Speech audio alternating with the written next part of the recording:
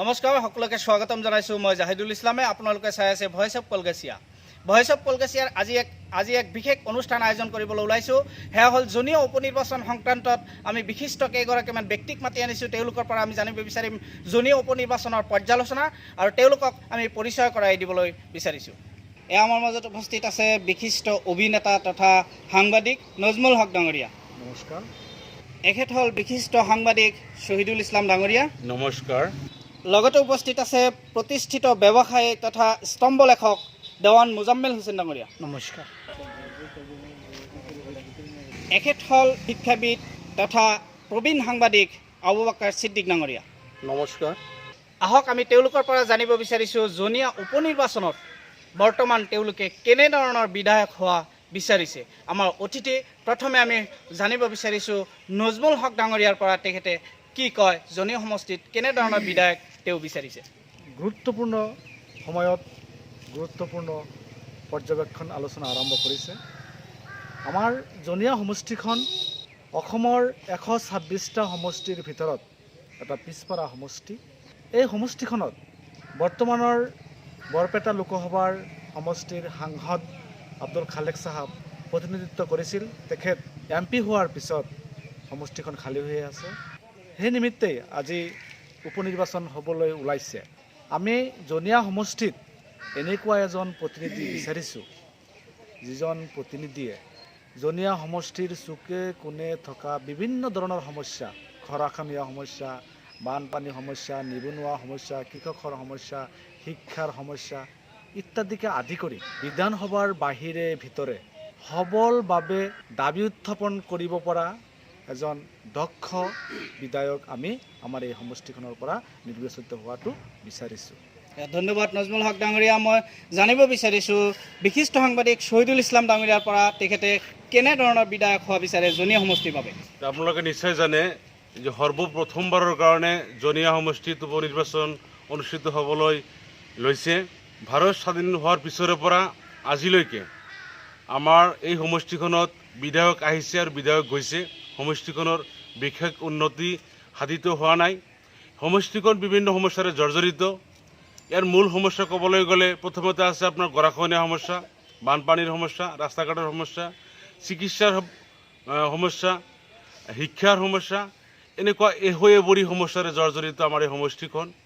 আৰু যি সময়ত উপনিৰ্বাচন অনুষ্ঠিত হ'বলৈ লৈছে, বৰ্তমান কংগ্ৰেছৰ শামছুল হক ডাঙৰীয়া, AIDFৰ হাফিজ ৰফিকুল ইছলাম ডাঙৰীয়া, BJPৰ তৌফিকুৰ ৰহমান ডাঙৰীয়া, CPMৰ পক্ষৰ পৰা ৰুস্তম আলী ডাঙৰীয়া, আপৰ পৰা ফাৰুক খান ডাঙৰীয়াকে ধৰি 9জনকৈ প্ৰাৰ্থীয়ে ইয়াতে মনোনয়ন দাখিল কৰিছে। আৰু নিশ্চয় তেওঁলোকে প্ৰত্যেকেই নিজৰ নিজৰ বক্তব্য জনসাধাৰণৰ মাজত লৈ আহিবলৈ চেষ্টা কৰিব। কিন্তু আমি আপেক্ষিকভাৱে যি দেখিছোঁ, যি ইয়াতে মূল যুঁজখন অৱশ্য কংগ্ৰেছ আৰু UDFৰ প্ৰাৰ্থীৰ মাজত অনুষ্ঠিত হ'ব। আৰু এই সময়ত আৰু এটা নতুন সমস্যা আমাৰ সমষ্টিত গা কৰি উঠিছে, সেইটো হৈছে NRCৰ সমস্যা। আমাৰ সমষ্টিখনত প্ৰায় 15,000 মানুহ যিসকল প্ৰকৃত ভাৰতীয় নাগৰিক, কিন্তু তেওঁলোক NRCৰ পৰা বাদ পৰিছে। NRCত তেওঁলোকৰ নাম অহা নাই। গতিকে সেইসকল নাগৰিকৰ পক্ষত ফাইট দিয়াটো এই সময়ত এজন প্ৰতিনিধিৰ কাৰণে আটাইতকৈ গুৰুত্বপূৰ্ণ কাম হ'ব বুলি মই বিবেচনা কৰোঁ।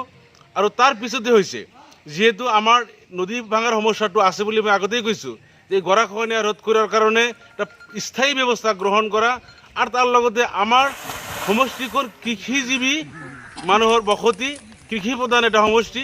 গতিকে ইয়াতে কৃষিভিত্তিক কিছু কৰ্মক্ষেত্ৰ সৃষ্টি কৰাটো হৈছে ডাঙৰ কাম। কিন্তু সেইখিনি কথা আমাৰ যিসকল দলৰ ইয়াতে প্ৰাৰ্থী আছে, যিজনে হয়তো ইয়াৰ পৰা নিৰ্বাচিত হ'ব, তেওঁৰ মগজুত ঢুকি পাবনে নাই সেইটো অৱশ্য সন্দেহৰ বিষয় হৈ আছে বৰ্তমানলৈকে।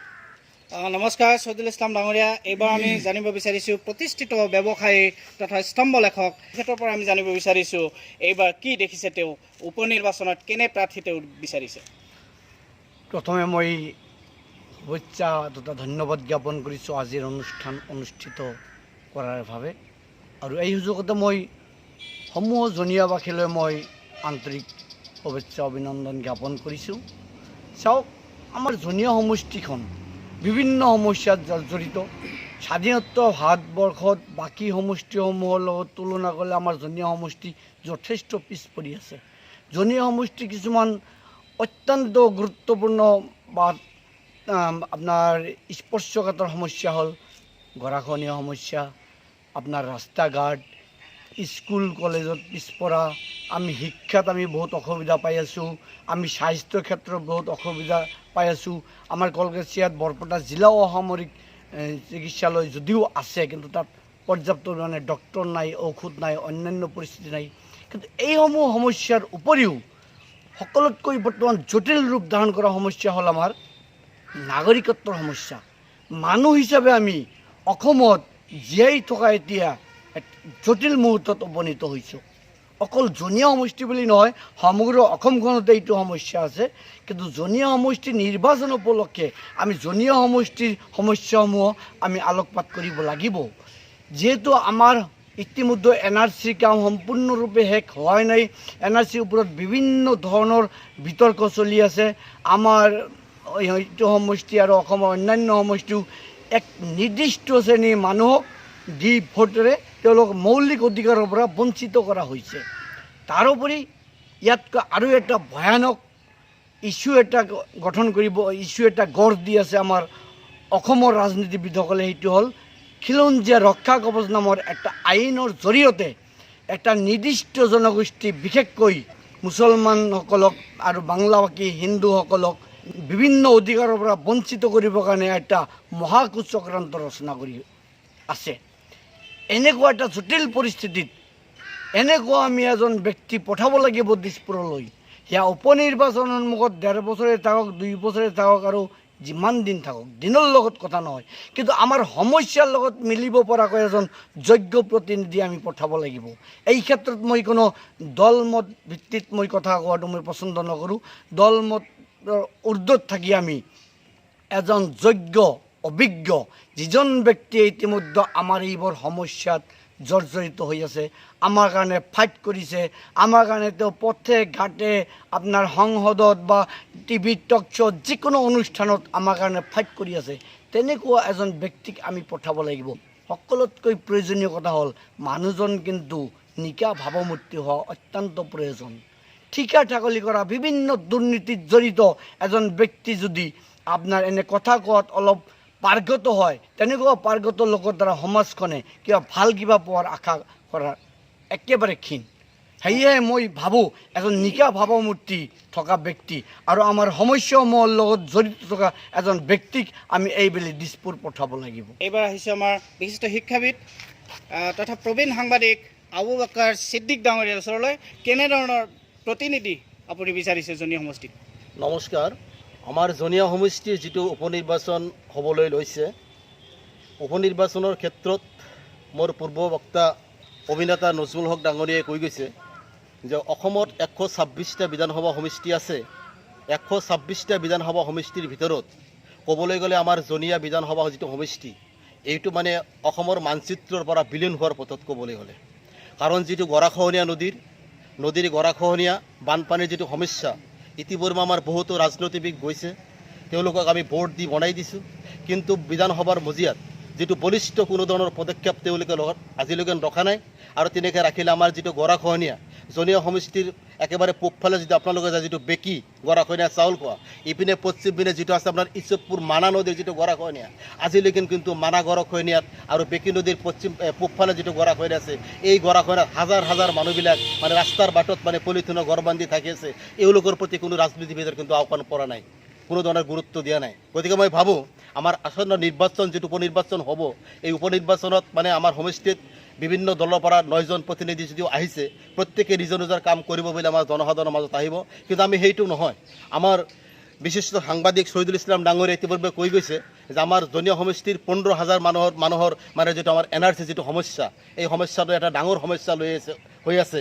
আমাৰ বিভিন্ন নথিপত্ৰ থকা সত্ত্বেও কিছুমান মানুহক মানে এনেকুৱা হাৰাশাস্তি কৰা হৈছে, যি হাৰাশাস্তিৰ ফলত আমাৰ ৰাজনীতিবিদসকলে তেওঁলোকে কোনো ধৰণৰ বলিষ্ঠ মাত মতা নাই বুলি মোৰ দৃষ্টিগোচৰ হয়। গতিকে মই ভাবিম যে আমাৰ এই নিৰ্বাচনত আমি জনীয়া সমষ্টিৰ ৰাইজে এনেকুৱা এজন ব্যক্তিক মানে আমি ভোটদান দিয়া উচিত, যিজন ব্যক্তিয়ে বিধানসভাৰ মজিয়াত আমাৰ সংখ্যালঘু জনসাধাৰণৰ যিটো NRCৰ সম্পৰ্ক নদীৰ গৰাখহনীয়াৰ যিটো সমস্যা, বানপানীৰ যিবিলাক সমস্যা, নিবনুৱাৰ সমস্যা, আৰু আমাৰ এইখন জনীয়া সমষ্টি হ'ল এটা বিশেষকৈ কৃষি প্ৰধান দেশ।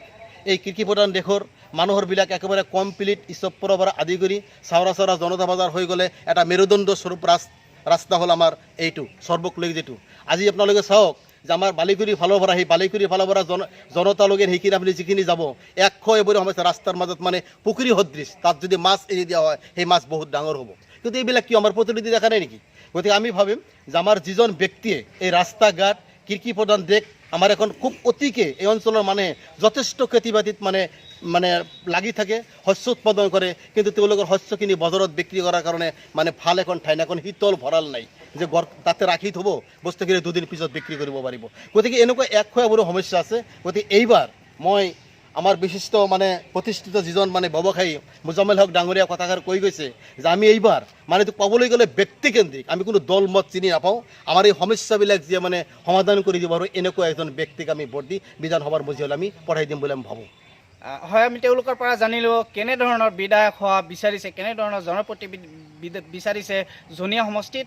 যিহেতু জনীয়া সমষ্টিত যিকেইগৰাকী প্ৰাৰ্থীয়ে অৱতীৰ্ণ হৈছে নিৰ্বাচনী প্ৰতিদ্বন্দ্বিতাত অৱতীৰ্ণ হৈছে, তাৰে ভিতৰত কংগ্ৰেছ আৰু EITF-ৰ মাজত মূল যুঁজখন হ'ব বুলি হয়তো সৰব চৰ্চা চলিছে। তাৰে মাজত বিজেপিৰ প্ৰাৰ্থীও ইয়াতে মনোনয়ন দাখিল কৰিছে।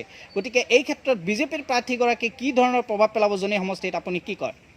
চাওক, আমাৰ জনীয়া সমষ্টিত কংগ্ৰেছ UDF বিভিন্ন দলৰ প্ৰতিনিধি যদিও আহিছে, কংগ্ৰেছ আমাৰ জনীয়া সমষ্টিত কংগ্ৰেছ দলৰ বিধায়ক আছিল, UDFৰ আছিল, মানে অল্টাৰনেট এনেকৈ মানে হৈ আছে। কিন্তু বিজেপিৰ যিজন মানে প্ৰাৰ্থী দিছে তৌফিকুৰ ৰহমান, এখেত এজন অভিনেতা আছে।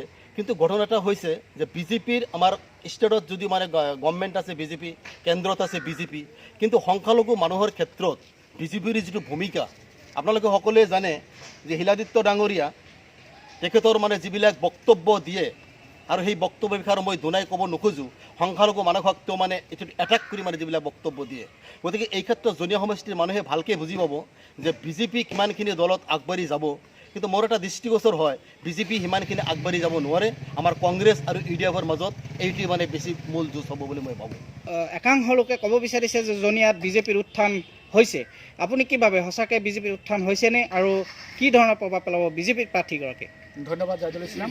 কেন্দ্ৰত যেতিয়া চৰকাৰ গঠন কৰাৰ পিছত ভাৰতৰ মাননীয় প্ৰধানমন্ত্ৰী নৰেন্দ্ৰ মোদী ডাঙৰীয়াই চেণ্ট্ৰেল হলত যি বক্তব্য প্ৰদান কৰিছিল, সেই বক্তব্যৰ প্ৰতি সংখ্যালঘু মানুহ কিছু পৰিমাণে আকৃষ্ট হৈছিল। কিন্তু দেখা গ'ল শেষত অসমৰ এজন প্ৰভাৱশালী মন্ত্ৰী, এজন বিধায়ক, তেওঁলোকে সংখ্যালঘু মানুহৰ টাৰ্গেট কৰি যিবিলাক বক্তব্য প্ৰদান কৰিছে, তেওঁলোকৰ লুংগিৱালা, টুপিৱালাৰ, ধাৰিৱালাৰ বুট নালাগে,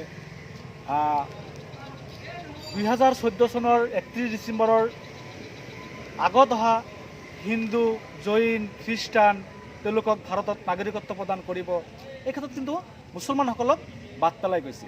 এনেকুৱা কিছুমান বক্তব্যৰ পৰিপ্ৰেক্ষিতত আমাৰ এই সমষ্টিখনত বা আমাৰ সমগ্ৰ সংখ্যালঘু অঞ্চলত বিজেপিৰ যদিও কিছু উত্থান হৈছিল, এই বক্তব্যবিলাকৰ মাজৰ পৰা কিছু পৰিমাণে অৱনতি হৈছে। যিজন প্ৰাৰ্থীক আমাৰ এই সমষ্টিখনত প্ৰাৰ্থিত্ব প্ৰদান কৰিছে, এই প্ৰাৰ্থিত্ব প্ৰদান কৰাৰ ক্ষেত্ৰতো কিছু পৰিমাণে ৰাজনীতি ইয়াত প্ৰয়োগ কৰিছে। বংগমূলীয় এজন প্ৰাৰ্থীক প্ৰাৰ্থিত্ব ঘোষণা কৰিছিল যদিও ৰাতাৰাতি সেই তাৰ প্ৰাৰ্থিত্বটো কৰ্তন কৰি এজন সমষ্টিৰ বাহিৰৰ এজন ব্যক্তিক, খিলঞ্জীয়া ব্যক্তিক প্ৰাৰ্থিত্ব প্ৰদান কৰিছে। এই ক্ষেত্ৰত খিলঞ্জীয়া মুছলিম আৰু বংগমূলীয় মুছলিমৰ মাজত বিজেপিয়ে এই যে এটা নিৰুবিভাজনৰ সৃষ্টি কৰি আছে, তাৰ কাৰণেও সমষ্টিবাসী মানুহে বুজি পাইছে। আৰু এই ক্ষেত্ৰত তৌফিকুৰ ৰহমান ডাঙৰীয়া এজন বলিষ্ঠ অভিনেতা, ভাল অভিনেতা, তেওঁ মঞ্চৰ কাৰণে ভাল। এতিয়া ৰাজনীতিত তেওঁ কিমানখিনি পৰিপক্ক হ'ব সেইটো সময়ে ক'ব। শহীদুল ইছলাম ডাঙৰীয়াৰ ওচৰলৈ আহিছোঁ। কি পৰিৱেশ দেখা পাইছে জনীয়া সমষ্টিত, কি ক'ব আপুনি? মৰ্নিং শ্ব'জ দ্য ডে আমি সৰুতে পঢ়িছিলোঁ, যি মূলা বাঢ়ে তাৰ 2 পাততে চিন ওলায়। বিজেপি প্ৰথম যেতিয়া নৰেন্দ্ৰ মোদীৰ নেতৃত্বত দিল্লীত চৰকাৰ গঠন কৰিছিল, তেতিয়া তেওঁলোকে বহুত ৰঙীন স্বপ্ন ৰাইজক দেখুৱাইছিল, তাৰ এটা বাস্তৱায়িত হোৱা নাই। দ্বিতীয়বাৰ তেওঁলোকে অভিলেখ সংখ্যক আসন পাই দিল্লীত চৰকাৰ গ্ৰহণ কৰিছে, কিন্তু ভাৰতবৰ্ষৰ যিটো GDP আটাইতকৈ নিম্নগামী হৈছে। এতিয়া ভূটান, বাংলাদেশ, নেপাল, শ্ৰীলংকা এনেকুৱা ৰাষ্ট্ৰৰ যিটো GDP তাতোকৈ ভাৰতবৰ্ষৰ GDP তলত পৰিছে। গতিকে তেওঁলোকৰ যিটো পলিচি, আচলতে BJP হিন্দুৰো দল নহয়, মুছলমানৰো দল নহয়। BJP হৈছে বণিক গোষ্ঠীৰ দল। টাটা, বিৰলা, গোয়েংকা, মকৰলাল, আদৱানী, আম্বানী এইসকলৰ দল হৈছে BJP। কাৰণ কোনো দুখীয়া হিন্দুৰ কিন্তু স্বাৰ্থ BJP দলে ৰক্ষা কৰিব পৰা নাই। তেওঁলোকে যিটো ডিটেনশ্যন কেম্পৰ কথা কৈছে যে মুছলমানৰ কাৰণে বনোৱা হ'ব, সেইটোও মিছা কথা। কাৰণ বৰ্তমানলৈ যিসকল ডিটেনশ্যন কেম্পত আছে তাৰ অধিকাংশ হৈছে মানে হিন্দু মানুহ। তেওঁলোকৰ স্বাৰ্থ ৰক্ষা কৰিব পৰা নাই। যি কথা আজিৰ পৰা বহুদিন আগতেই কলাগুৰু বিষ্ণুপ্ৰসাদ দেৱে তেওঁৰ মামীৰ হাৰত উল্লেখ কৰি কৈছে যে সাম্প্ৰদায়িকতা বাদ লৈ যিসকলে ৰাজনীতি কৰে, যিসকলে সাম্প্ৰদায়িক ৰাজনীতি কৰে, তেওঁলোক হিন্দুৰ শত্ৰু, মুছলমানৰ শত্ৰু, তেওঁলোক মানৱতাৰ শত্ৰু। গতিকে মই ক'ব বিচাৰিম BJP হিন্দুৰো শত্ৰু, মুছলমানৰ শত্ৰু আৰু এই দেশৰো শত্ৰু। মুজাম্মিল হুছেইন ডাঙৰীয়াৰ ওচৰলৈ আহিছোঁ। আপুনি কি কয়, জনীয়া সমষ্টিত BJP আপোনালোকে গ্ৰহণ কৰিবনে? চাওক, জনীয়া সমষ্টি আগৰ পৰাই কেইটামান নিৰ্বাচনৰ পূৰ্বৰ পৰাই আমি চাই আছোঁ। জনীয়া সমষ্টি বিশেষকৈ কংগ্ৰেছ আৰু AIUDF এই দুটা দলৰ ৰাজনৈতিক দুৰ্গ। আৰু এইটো সমষ্টিত এবাৰ কংগ্ৰেছ বা UDF এই দুটা দলৰ বাহিৰে বাকী কোনো এটা দলে আজিলৈকে আধিপত্য বিস্তাৰ কৰিব পৰা নাই। আৰু সেই ক্ষেত্ৰত জনীয়া সমষ্টিৰ বায়ু পানীৰ লগত সম্পৰ্ক নথকা, ৰাজনীতিত বিশেষ কোনো আধিপত্য নথকা, জনীয়া সমষ্টিবাসীৰ লগত ব্যক্তিগতভাৱে বিশেষ কোনো পৰিচয় নথকা BJP যিজন প্ৰাৰ্থী তৌফিকুৰ ৰহমান, এখেতে বিশেষ কোনো ইয়াতে ফল পাব বা প্ৰভাৱ বিস্তাৰ কৰিব পাৰিব বুলি মোৰ কিন্তু বিশ্বাস নহয়। এয়া আছিলে আমাৰ ভইচ অফ কলগেছিয়াৰ আজিৰ বিশেষ অনুষ্ঠান, জনীয়া সমষ্টিৰ উন্নয়ন আৰু BJPৰ ললিপপ।